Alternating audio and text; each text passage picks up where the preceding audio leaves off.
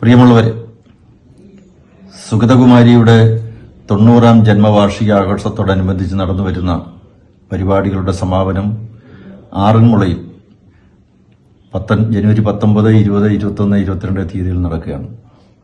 22-ാം തീയതിയാണ് 91-ാം ജന്മവാർഷിക ദിനം. ആറന്മുളയാണ് സുഗതകുമാരി ചേച്ചിയുടെ ജന്മഗ്രഹം സ്ഥിതി ചെയ്യുന്നത്. അവിടേക്ക് ആറന്മുളയുടെ പൈതൃക വേരുകൾ തേടിക്കൊണ്ട് പൈതൃക സമ്പത്തുകൾ മനസ്സിലാക്കാൻ ഒരു ഹെറിറ്റേജ് വാക്ക്, പൈതൃക നടത്തം ജനുവരി 11-ാം തീയതി മാലക്കരയിൽ നിന്നും ആരംഭിക്കുകയാണ്. മാലക്കര എന്ന് പറയുന്ന ഗ്രാമം നിരവധി വൈദ്യന്മാരുടെയും ഭിഷഗ്വരന്മാരുടെയും ഒക്കെ ജന്മം കൊണ്ട് ധന്യമായ മണ്ണാണ്. അവിടെ നിന്നും യാത്ര ആരംഭിക്കും.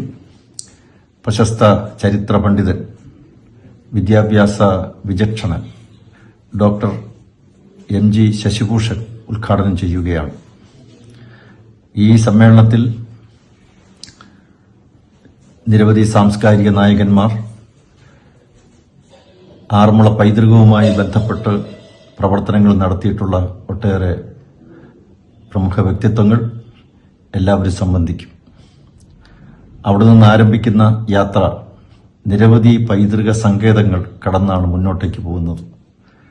മാലക്കരയിൽ പണിതുകൊണ്ടിരിക്കുന്ന പള്ളിയോടം സന്ദർശിച്ച് അതിന്റെ പണികളെല്ലാം നേരിൽ കാണുകയും അതിന് നേതൃത്വം കൊടുക്കുന്ന തച്ചുശാസ്ത്ര വിദഗ്ധനായ വേണു ആചാര്യയെ ആദരിക്കുകയും ഒക്കെ ചെയ്തുകൊണ്ട് യാത്ര അടുത്ത പൈതൃക സ്ഥാനത്തേക്ക് നീങ്ങും.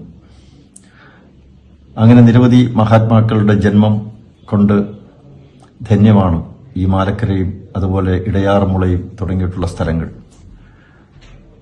കൊച്ചുകുഞ്ഞ് ഉപദേശി, മഹാകവി KV സൈമൺ, പ്രമുഖ പണ്ഡിതൻ ഡോക്ടർ K ഭാസ്കരൻ നായർ, ശ്രീരാമകൃഷ്ണദേവന്റെ വത്സല ശിഷ്യനായിരുന്ന നിർമ്മലാനന്ദ സ്വാമികളുടെ പ്രമുഖ ശിഷ്യസ്ഥാനം നേടാൻ ഭാഗ്യം ലഭിച്ച വിശദാനന്ദ സ്വാമികൾ തുടങ്ങി ഒട്ടേറെ മഹാത്മാക്കളുടെ ജന്മം ഈ പ്രദേശത്താണ് ഉണ്ടായത്.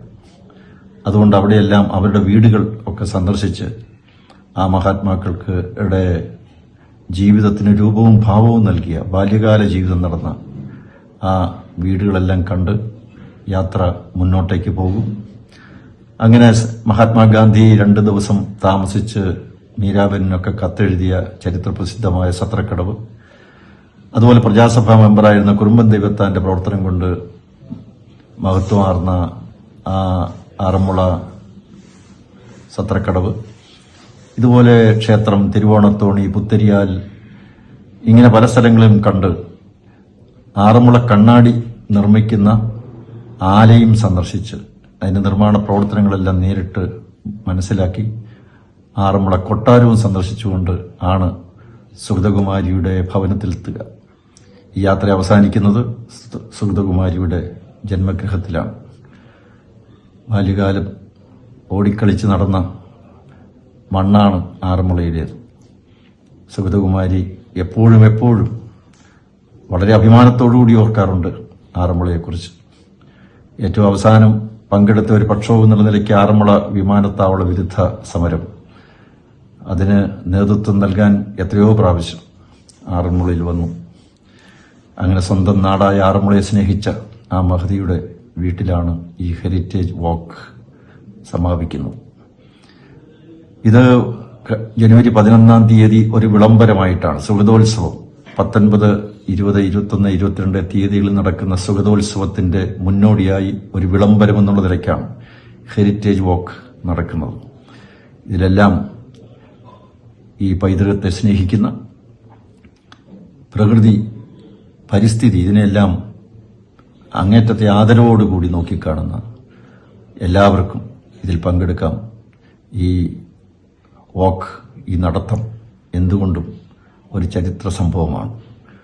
പമ്പാ നദിയുടെ തീരത്തുകൂടി ഏതാണ്ട് 5 കിലോമീറ്റർ ദൂരം യാത്ര ചെയ്യാനുള്ള ഭാഗ്യം അത് നമുക്കെല്ലാവർക്കും ലഭിക്കട്ടെ എന്ന് വ്യക്തമാക്കിക്കൊണ്ട് എല്ലാവരെയും ഈ ഒരു നടത്തത്തിലേക്ക് ക്ഷണിക്കുന്നു.